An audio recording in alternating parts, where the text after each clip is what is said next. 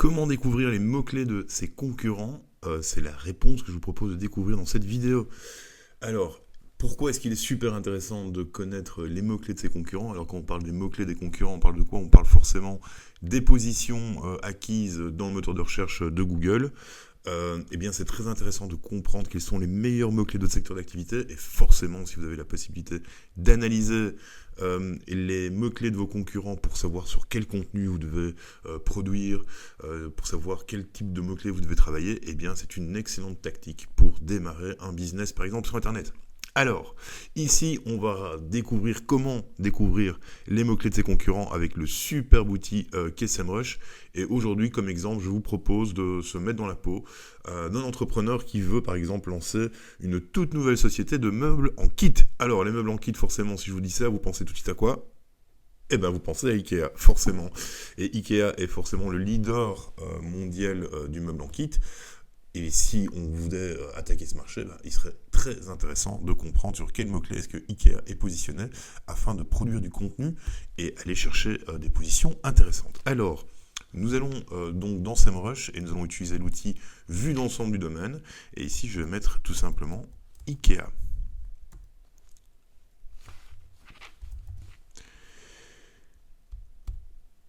Voilà, donc le système, là, il va analyser en fait tous les mots-clés sur lesquels Ikea est positionné dans le moteur de recherche. Donc la database, c'est bien sur la France, que je le fais ici. Nous sommes bien le 26 octobre 2019 et on peut voir quand même, c'est quand même très impressionnant. Le volume de trafic estimé par SEMrush, c'est 11 millions de recherches organiques, 333 000 recherches payantes, 45 millions de backlinks et au niveau des annonces display, il y a aussi un certain nombre. Donc ici vous avez toutes les informations globalisant, c'est un petit résumé de l'ensemble des outils que l'on peut retrouver dans SEMrush. Donc aujourd'hui on va se concentrer essentiellement sur les mots-clés. Alors les mots-clés, il y a plusieurs moyens d'y accéder. Moi je propose de cliquer juste ici, on peut voir qu'il y a 509 000 mots-clés sur lesquels Ikea est positionné, c'est juste énorme. Et encore une fois, c'est uniquement sur la database France. Donc ici, l'outil est en train d'analyser, il prend la position. On est toujours bien sur la base de données française. On peut voir ici qu'on pourrait changer de base de données, regarder côté États-Unis ce que ça donne, ou encore côté allemand. Et donc ici, on a toute une série de mots-clés, donc le mot-clé, la position, la différence par rapport à la dernière analyse, le volume de trafic que ça représente. Donc ici on peut voir forcément que le mot-clé Ikea représente pratiquement 30% du trafic. Le volume de recherche, c'est recherché 4 millions de fois par mois, c'est juste énorme. Le keyword difficulty, donc la difficulté de se positionner sur ce mot-clé, et le coût au clic si on achetait ce mot-clé dans le moteur, dans les campagnes AdWords.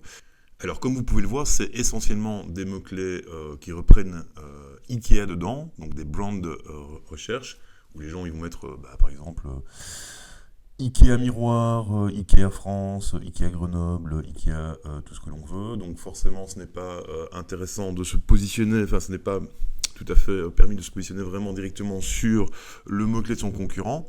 Alors ce que l'on va faire, c'est on va faire un petit filtre pour aller chercher tout ce qui n'est pas des mots-clés avec la marque dedans, tout simplement. Donc pour faire un petit filtre, on va dans filtre avancé, juste ici. Et ici, on va faire inclure, on va faire exclure. Et on va exclure tous les mots-clés où il y a Ikea dedans. Voilà, c'est parti, on applique le filtre.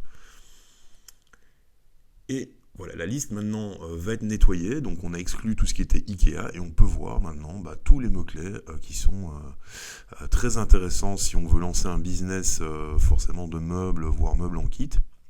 On a tous les mots-clés qui sont repris dans la database d'Ikea pour le compte France et on peut savoir plein de choses. Par exemple, on peut classer par volume de recherche pour comprendre quels sont les mots-clés les plus intéressants à travailler. Donc forcément, il faut toujours un petit peu nettoyer. Black Friday, ça pourrait être un mot-clé, mais c'est un mot-clé saisonnel. D'ailleurs, ça va être très bientôt. On a moins d'un mois du Black Friday. Il y a des mots-clés génériques de type Maroc. Oui, il y a un gros volume de recherche, mais est-ce que c'est vraiment pertinent pour un business de meubles en kit? Je ne suis pas certain. Par contre, bibliothèque, ça commence à être intéressant. On a, meubles TV, 165 000 recherches, Keyword Difficulty 88,75, donc quand même il y a de la concurrence, il y a du taf à faire. On peut également aussi analyser en fait la page de destination. Alors ça c'est quand même assez intéressant. On peut cliquer ici, on peut voir en fait quelle est la page de destination qui est positionnée sur quel mot-clé. Donc ici on est sur les meubles TV. On peut analyser la quantité de texte qui est positionné dans la page, le nombre d'images, et en fait derrière toutes ces images on a des liens, donc en fait ça fait un peu comme une pillar page.